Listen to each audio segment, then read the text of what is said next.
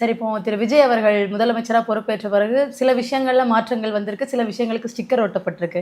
இப்படி இருக்கிற சூழ்நிலையில தினம் தினம் ஒரு கொலை, கொள்ளை, பாலியல் வன்கொடுமை இந்த மாரி குற்றங்கள் பத்தின செய்திகள் வந்துகிட்டு இருக்கு. 5 வருஷத்துல இதுக்கு முன்னாடியுமே அப்பப்போ இந்த மாரி பகீர் கிளப்புற விஷயங்கள் நடந்தாலும், இந்த ஒரு 2 வாரமாவே கன்டினியூஸா இப்படி நடந்துட்டு இருக்கு. ஒருவேளை விஜய் ஆட்சிக்கு வந்திருக்காரு அப்படிங்கிறதுக்காக அவர டம்ப் பண்றதுக்கு இந்த மாரி விஷயங்கள ரொம்ப ஃபிளாஷ் பண்ணி காமிக்கிற மாரி தெரியுது சார். அது எந்த அளவுக்கு உண்மை? அதாவது என்ன அப்படின்னா, இந்த சமூகத்தில் ம். இப்போ அதாவது ஒரு ஒரு 19ஆம் 20ஆம் நூற்றாண்டுக்கு அப்புறமே 19ஆம் நூற்றாண்டு பிகினிங்கில் எப்படி இருந்துச்சுன்னு தெரியல. 19ஆம் நூற்றாண்டுலேயும் வரலாற்றுப்படி வந்து என்ன ஆகுதுன்னா, ஒரு ஒரு ஒரு செட்டப்புக்கு வந்துருக்கு. ஒரு குடும்பம்னா என்ன அப்படின்னு ஒரு ஒரு அது சரியாக தவறான்றது சொல்லுவேன். குடும்பம் அம்மா அப்பா இருக்காங்க, ஒரு பொண்ணு இருக்குது, ஒரு பையன் இருக்கான். எப்படி இவர்கள் எப்படி இருக்கணும், ஒரு தாய் மாமன் இருக்கான், ஒரு சித்தப்பா பெரியப்பா சித்தி இப்படின்னு ஒரு ஒரு கட்டமைப்பு இருக்கும். ஒரு கிராமத்தில் ஒரு கட்டமைப்பு இருக்கும், அப்புறம் ஒரு ஊரில் ஒரு கட்டமைப்பு இருக்கும். இப்படி ஒரு செட்டப்பில் தான் போயிட்டுருந்துச்சு. ஒரு 100-150 வருஷமாக அந்த ஒரு செட்டப்பில் போயிட்டுருந்துச்சு.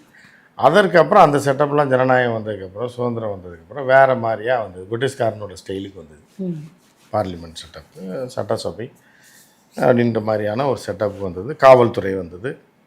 காவல்துறையோட பணிகள் என்ன அப்படின்ற மாதிரியான ஒரு இதுக்கு வந்தது. அப்போ இப்படிலாம் வரும்போது இது இப்படியே போயிட்டுருக்கு. ஒரு இப்போ சுதந்திரத்துக்கு பிறகு அப்படியே போயிட்டுருக்கு. அப்புறம் இராணுவத்தோட பணி என்ன, காவல்துறையோட பணி என்ன, மக்களுடைய பணி என்ன, அவருடைய வாழ்வியல் முறை எப்படி இருக்கணும், எப்படி நடந்துக்கணும் அப்படின்னு ஒரு ஒரு அந்த காலத்தை தேவைக்கு ஏற்ற மாதிரி ஒரு செட்டப் வந்தது. அப்புறம் பொம்பளை பிள்ளைனா இப்படி தான் இருக்கணும், பையனா இப்படி தான் இருக்கணும், பெண்கள் இப்படி தான் இருக்கணும், இந்த மாதிரிலாம் ஒரு கட்டமைப்பு. அதில் சில பேர் உள்ளே புகுந்து என்ன பண்ணுவாங்கன்னா, அந்த பெண்களை வந்து எப்படின்னா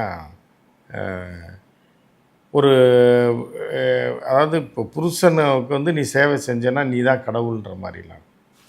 உன்னுடைய கடமையே வந்து நீ பிறந்தனா உன் கணவனுக்கு அவனை கவனிச்சிட்டேனாலே அவனுடைய ஆசீர்வாதம் இருந்தாலே நீ கடைசி வரைக்கும். இது மட்டும் எந்த காலத்துலயும் மாறவே இல்லையே சார்.